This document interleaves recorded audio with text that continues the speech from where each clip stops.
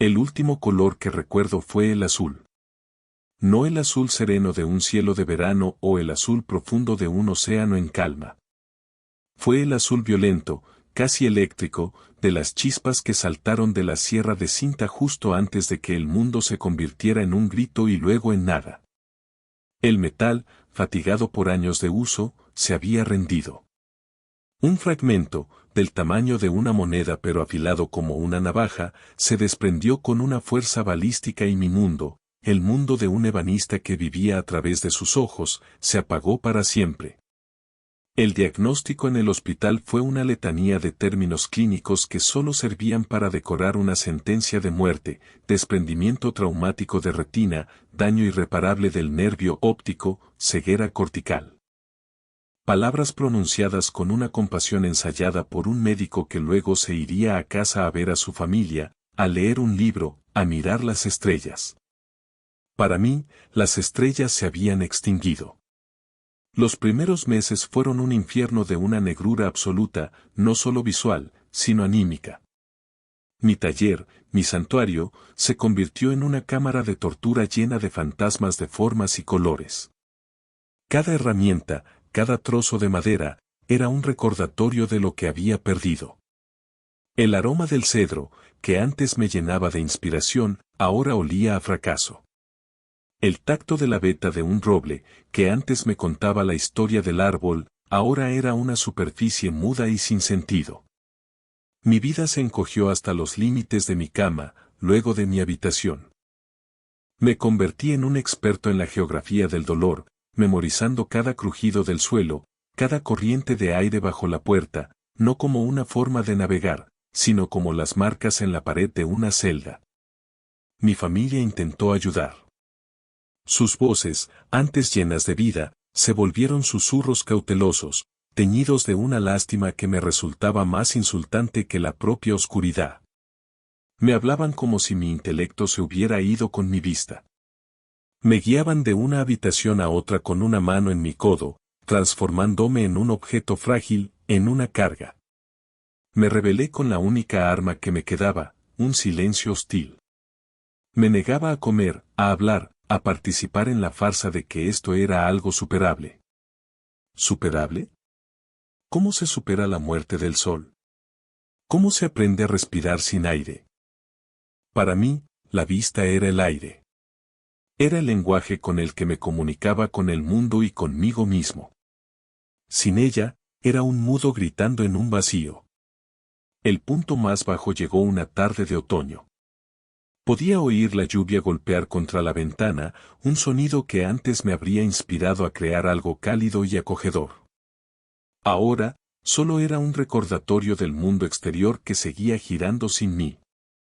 Mi hermano, en un intento torpe de animarme, entró en mi habitación. Adrián, tienes que hacer un esfuerzo. La vida sigue. Hay gente que vive así y es feliz. Sus palabras, cargadas de una simpleza exasperante, rompieron algo dentro de mí. Feliz, sí sé, mi voz ronca por el desuso. Sal de aquí. Sal y mírame el jardín. Dime de qué color son las hojas de los arces. Dime cómo la luz del sol se filtra a través de ellas. Y luego vuelve y dime que puedo ser feliz viviendo en este pozo negro. Hubo un silencio denso y luego el sonido de sus pasos retirándose. Me quedé solo, temblando de una rabia impotente. Me llevé las manos a los ojos, a las cicatrices que ya no dolían físicamente pero que eran el epicentro de mi agonía. En ese momento, tomé una decisión. No una decisión de vivir, sino de dejar de luchar. Me rendiría a la oscuridad, me dejaría consumir por ella. Me convertiría en la nada que sentía ser. El mundo podría seguir sin mí, de hecho, ya lo estaba haciendo. Yo era solo un eco, una memoria. Y los ecos, eventualmente, se desvanecen. Fue mi hermana quien, ignorando mi hostilidad, me tendió una última cuerda. No con palabras de ánimo, sino con una acción. Una tarde, oí una voz nueva en la casa, una voz femenina, calmada y sin el más mínimo atisbo de lástima. Adrián, soy Elena. Voy a venir un par de veces por semana. Si quieres hablar, hablamos. Si no, me sentaré aquí en silencio. Su presencia era una anomalía. No intentaba guiarme, no me hacía preguntas estúpidas. Simplemente estaba allí. Durante las primeras 3 visitas, no dije una palabra. Me quedé en mi silla, envuelto en mi oscuridad, mientras ella se sentaba al otro lado de la habitación, leyendo en silencio, o eso suponía yo por el suave pasar de las páginas. Al principio, su persistencia me irritaba. ¿Qué clase de persona se sentaba voluntariamente en una habitación con una estatua de amargura? Pero su silencio no era vacío. Era un silencio expectante, paciente. No pedía nada. No exigía nada. En la 4ª visita, rompió la rutina. He traído algo, dijo, y oí el suave sonido de un objeto siendo colocado en la mesa junto a mí. Tócalo. Mi primera reacción fue de rechazo. No quería tocar nada. No quería sentir nada. Pero la curiosidad, una emoción que creía muerta, se agitó débilmente. Lentamente, extendí la mano. Mis dedos rozaron una superficie lisa, fría y pesada. Era una piedra, pulida por el agua de un río. Mientras mis dedos la exploraban, Elena habló. Cierra los ojos. La ironía casi me hizo reír. Ya lo están, repliqué con acidez. Bien, dijo ella, sin inmutarse. Ahora, olvídate de que no puedes ver. Solo siente. ¿Qué te dice esa piedra? Me concentré. Sentí las pequeñas hendiduras, las suaves curvas donde el agua había trabajado durante siglos. Sentí su peso, su densidad. Sentí el frío que guardaba en su interior. Es una piedra de río, dije, mi voz apenas un susurro. Granito, probablemente. Ha viajado mucho. ¿Cómo lo sabes?, preguntó Elena. Por el pulido. No es uniforme. Hay zonas más ásperas. La arena y otras rocas la han golpeado durante años. ¿Y el peso? El granito tiene esta solidez. Un silencio. Luego, su voz, suave como la piedra. Exacto. No lo has visto. Lo has leído. Has leído su historia con tus manos. Esa frase se quedó conmigo mucho después de que ella se fuera. Has leído su historia con tus manos.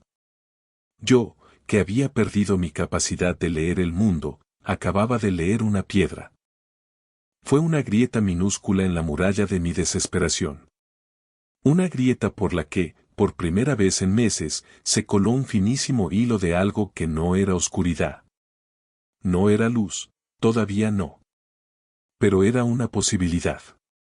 La semana siguiente, Elena no trajo una piedra. Trajo una caja. El olor me golpeó antes de que dijera nada. Cedro, pino, nogal, roble. Los aromas de mi antigua vida. Tu hermana me dijo que eras ebanista, dijo en voz baja.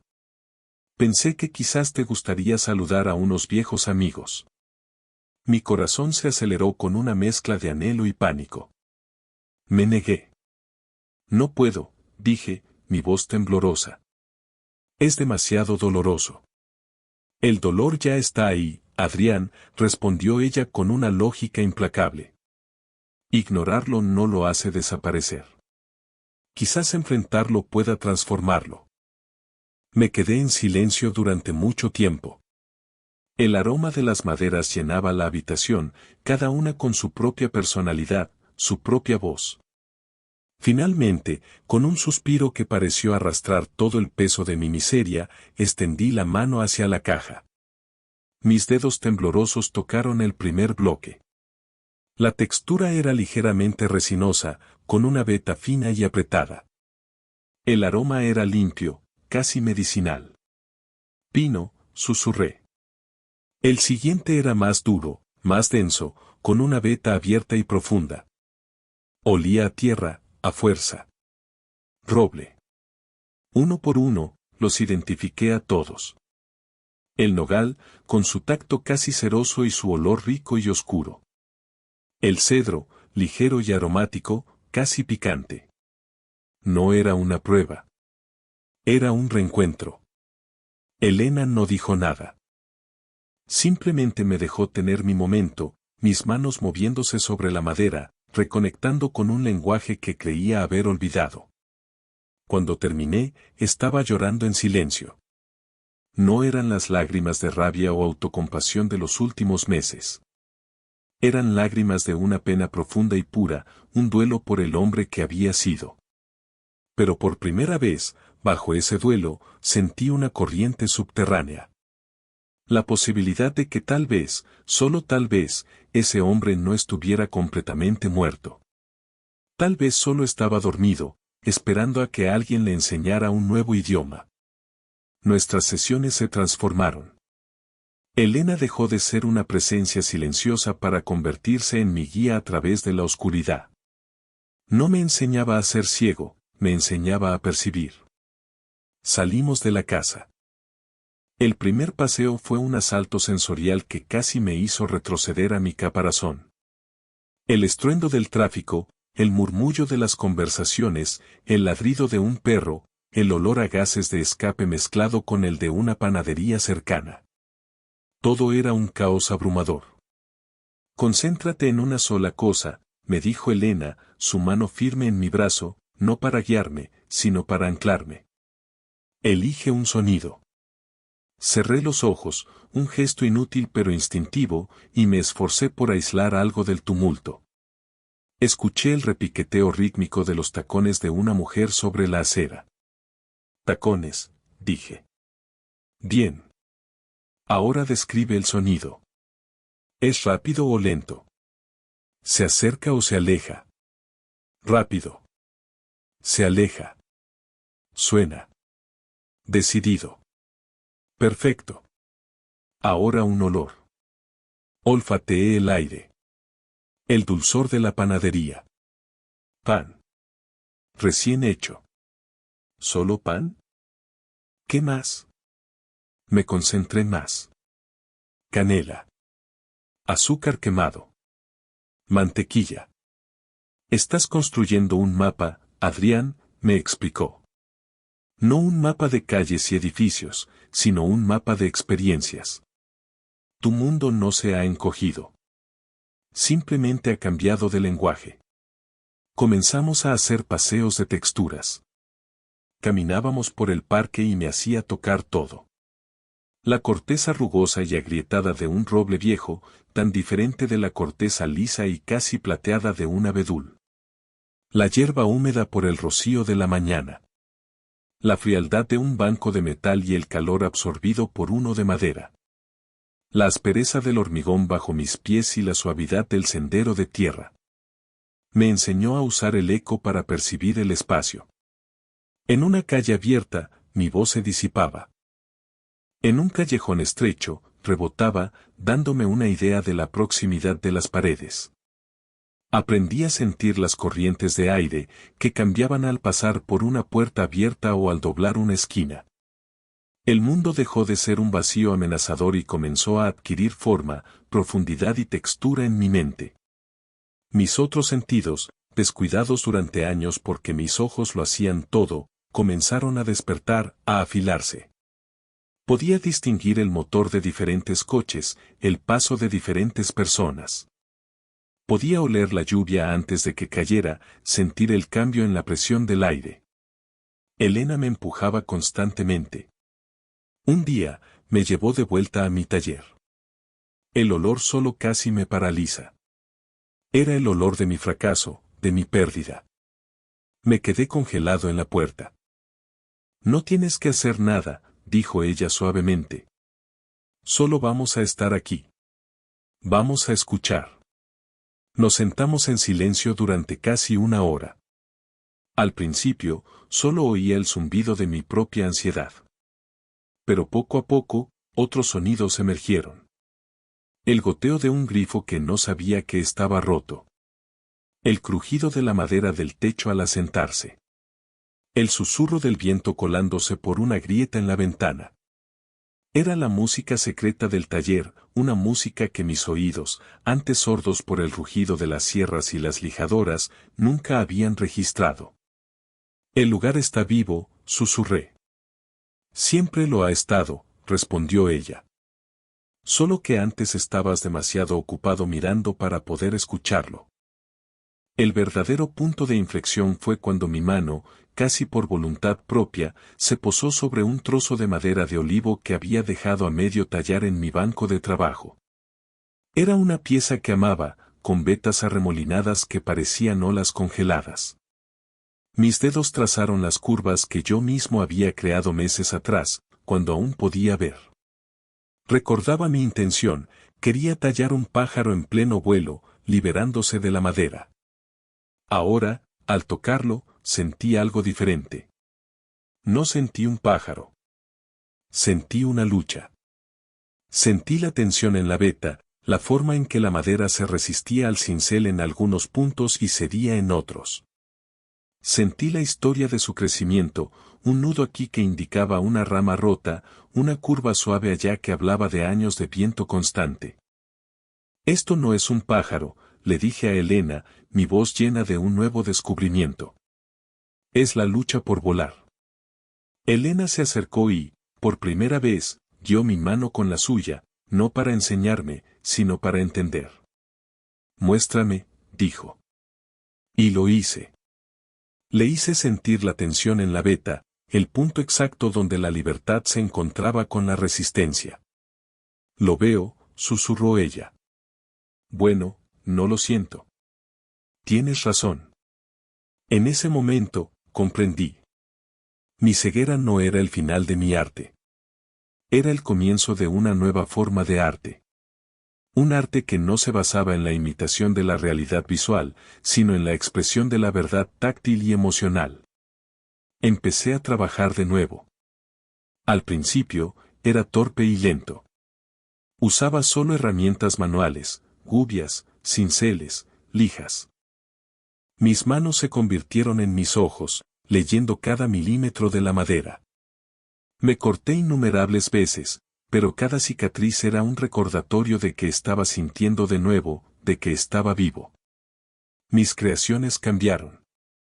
Ya no intentaba replicar formas realistas. En cambio, tallaba sentimientos. Tallé la desesperación en un trozo de nogal, una pieza angulosa y llena de astillas afiladas que era dolorosa al tacto. Tallé la paciencia de Elena en una pieza de arce, lisa y curvada, que se sentía cálida y reconfortante en la mano. Tallé la transición, mi propio viaje, en esa pieza de olivo. El pájaro nunca emergió por completo. En su lugar, creé una forma abstracta que era mitad madera en bruto, áspera y sin tratar, y mitad superficie pulida y fluida. Era la representación de mi ser, una parte todavía rota y en carne viva, la otra encontrando una nueva forma de gracia. Elena venía a mi taller no como terapeuta, sino como amiga. Se sentaba y escuchaba el suave raspar de mis herramientas sobre la madera. A veces leía en voz alta. Otras veces simplemente compartíamos el silencio, un silencio que ya no era hostil, sino lleno de la tranquila concentración de la creación. Un día, mientras lijaba una curva en una pieza de cerezo, ella me preguntó, ¿echas de menos los colores?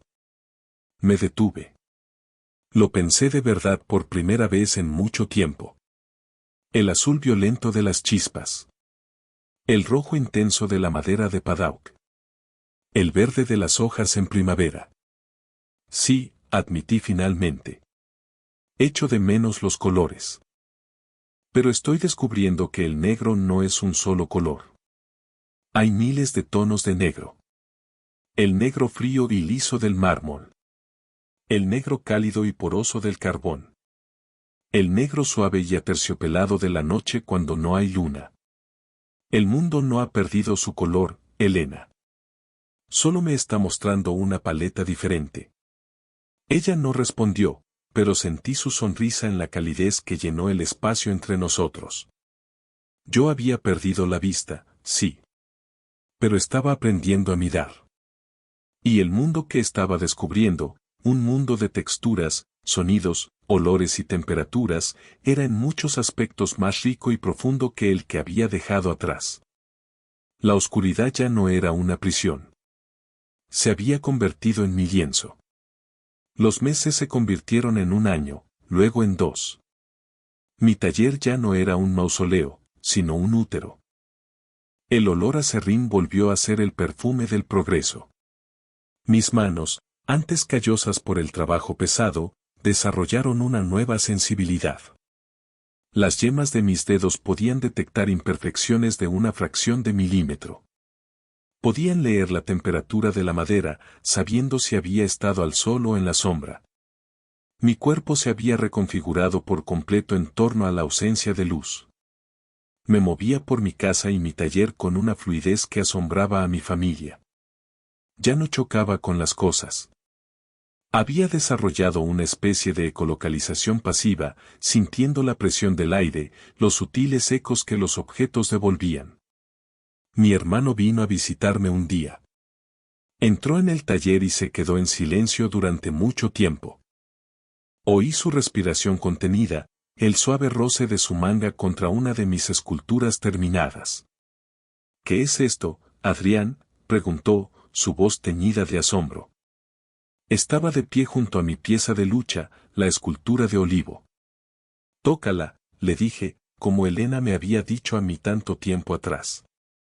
Oí el sonido vacilante de su mano rozando la madera. Es increíble. Siento la tensión. Es como si la madera estuviera viva, tratando de liberarse. Lo está, respondí. Esa es su historia. ¿Y la mía? Se sentó en un taburete. El aire entre nosotros ya no era tenso con resentimiento y lástima, sino con un respeto recién descubierto. Lo siento, dijo en voz baja. Fui un idiota. Pensé que tu vida se había acabado. Yo también lo pensé, admití. Pero estaba equivocado. No se acabó. Se tradujo. Mis obras empezaron a ganar notoriedad de una manera extraña y orgánica. Elena, sin que yo lo supiera al principio, había llevado una de mis pequeñas esculturas, la que representaba su paciencia, a una galería local regentada por una amiga suya. No dijo quién era el artista. Simplemente la dejó en el mostrador. La galerista, una mujer llamada Clara, quedó fascinada. Nunca he sentido nada igual, le dijo a Elena. No es para mirarla. Es para sostenerla. Cuenta una historia directamente en la palma de tu mano. Clara organizó una exposición. La llamamos táctil. La galería estaba en penumbra, con solo unas pocas luces tenues para que la gente no tropezara. Se invitaba a los visitantes a tocar cada pieza. Fue un éxito rotundo. La gente salía de la galería en silencio, conmovida. Algunos lloraban. Habían conectado con el arte de una manera visceral, primitiva, que la vista a menudo impide. En la noche de la inauguración, me quedé en un rincón, escuchando. Escuchaba los susurros de asombro, el sonido de las manos recorriendo la madera, las respiraciones contenidas. Elena estaba a mi lado. ¿Cómo te sientes?, preguntó. Siento que me ven, respondí. Por primera vez en mucho tiempo, la gente no me ve a mí, al ciego. Ve mi trabajo. Siente lo que yo siento. La culminación de mi viaje no fue la exposición ni el reconocimiento. Fue un momento mucho más pequeño y personal. Una tarde de primavera, Elena y yo estábamos sentados en un banco del parque. El aire estaba lleno de los sonidos y olores de la vida renaciendo. Los pájaros cantaban en una sinfonía compleja, los niños reían a lo lejos, y el olor a tierra húmeda y a jacintos era casi embriagador. Es un día precioso, dijo Elena, con un suspiro de satisfacción. Sí, lo es, convine. Escucha. Me quedé en silencio, afinando mis oídos. El petirrojo de ese roble tiene un trino ligeramente diferente. Está un poco más agudo al final. Debe ser joven, su primer año. Elena se giró hacia mí, y aunque no podía ver su expresión, sentí su sorpresa. ¿Cómo puedes saberlo? Lo he estado escuchando toda la semana. Su canto ha ido cambiando. ¿Y el viento? Sopla del suroeste. Puedes oler la fábrica de papel que está a las afueras de la ciudad, pero también trae el olor del río.